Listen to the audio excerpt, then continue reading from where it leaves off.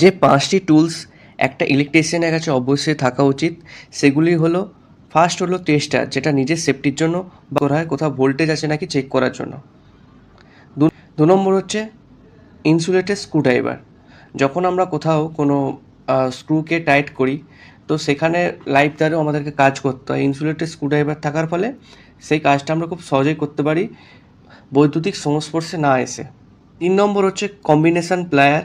তো এটা আমাদের খুবই জরুরি একটা জিনিস, যার মাধ্যমে আমরা কোনো তারকে কাটা, তারকে ছেলা এবং তারকে টুইস্ট করতে এটা আমরা ইউজ করে থাকি।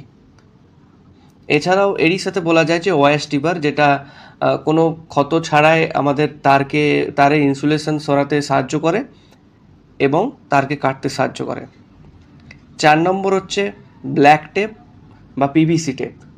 এই ব্ল্যাক টেপ কোনো ওয়্যারে যদি কোথাও লিকেজ থাকে, ইনসুলেশন উঠে গিয়ে থাকে, তো সেখানে আমরা এই ব্ল্যাক টেপ বা পিভিসি টেপ ইউজ করি।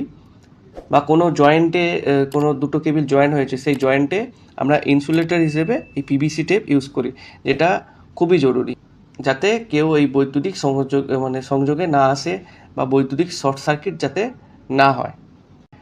5 নম্বর হচ্ছে ইলেকট্রিশিয়ান নাইফ। তো এমন কিছু ওয়্যার বা কেবিল আছে যেগুলো সাধারণ প্লায়ার বা ওয়্যার স্টিপারের মাধ্যমে ইনসুলেশন সরানো কোনোভাবেই সম্ভব নয়। তো সেক্ষেত্রে আমরা ইলেকট্রিশিয়ান নাইফ ইউজ করি ওই ইনসুলেশনটাকে সরানোর জন্য।